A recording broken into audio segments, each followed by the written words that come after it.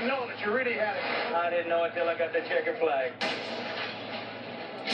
Jeff Gordon will have another chance to do that this weekend. Big news this week, driving the 88 car for Dale Jr., who is still out with concussion-like symptoms, and he will go for his 6th Brickyard 400 on Sunday. But tomorrow, it's the Xfinity Series, NASCAR racing from Indianapolis on NBCSN. That's 3 Eastern for them, the future stars of the sport. And then on Sunday, 2:30 p.m. Eastern for the Sprint Cup Series. Of course, Kyle Busch swept the weekend last year. He is one of 3 winners so far in the Xfinity Series. And he's quick again today, 3rd quick so far as practice resumes.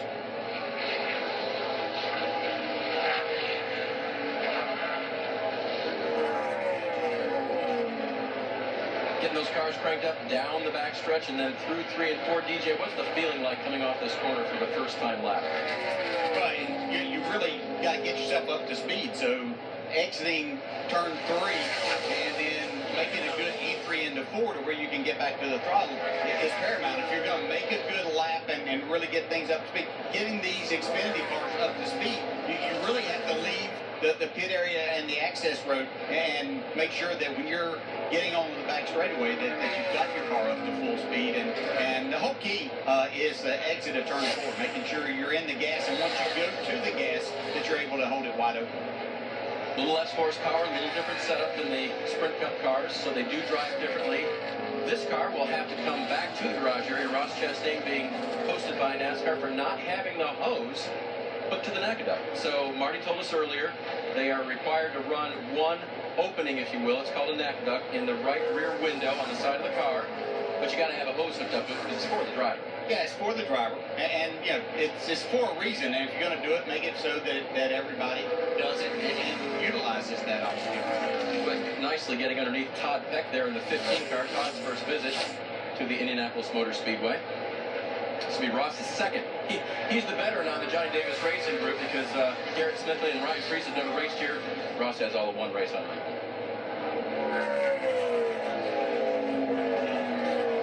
See if Ross listens and goes in as we look at Eric Jones in the 20 car.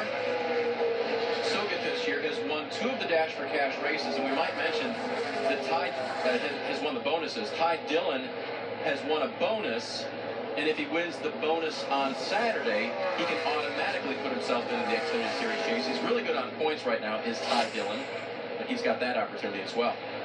Yeah, Eric Jones, yeah, you expect him to be right there. Yeah, he's the one that we've seen challenge his teammate Kyle Busch in a number of races. Lost a race already this week in a way that I think irritated him just a little bit. Talking about the Slinger Nationals? Yeah, a little race. Yeah, the Slinger Nationals up in Wisconsin this week. I understand it was Matt Kenseth who beat him. Yeah, apparently they had a great battle and you know, a little contact towards the end, but you know, short track racing for a good bit of money. Alex? Well, you mentioned Eric Jones, and the 2 wins you see there on the graphic on the left side of the screen, well, they both were Dash for Cash wins.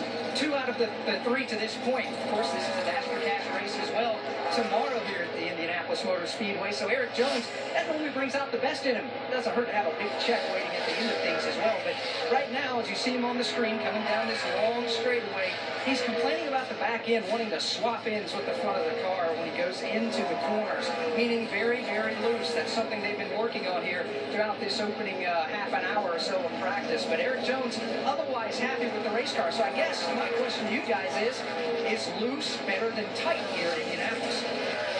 In my mind, no, absolutely not. If you can't attack these corners, we talk about you're approaching 200 miles per hour down into turn 1 and into turn 3. So you have to be able to get there and allow your car to take and carry the speed to get through the short chute to set yourself up for another important corner to get down the back straightaway where, you know, that's where you make your speed. But if you can't get to the corners, I always felt like I had to have that tug to where I could get to the corner. I could always back the corner up a little bit if my car's a little bit too tight on entry, but that gave me the security that I needed to stay in the throttle on the exit of the corner to make the most speed. Let's ride with Brendan Poole.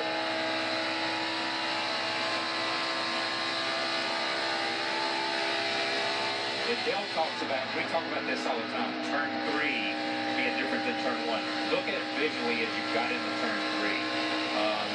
listen to the throttle trace. A little bit off. And never coming all the way out there. Never all the way. And with these cars, you can do that. You can do that. But look at this front stretch. It's like visually, even if the corners were the same, visually, your mind's not telling you it's the same. It's like you're running down into a tunnel right here. You see the stands on the left and on the right. Here's the short shoot between 1 and 2.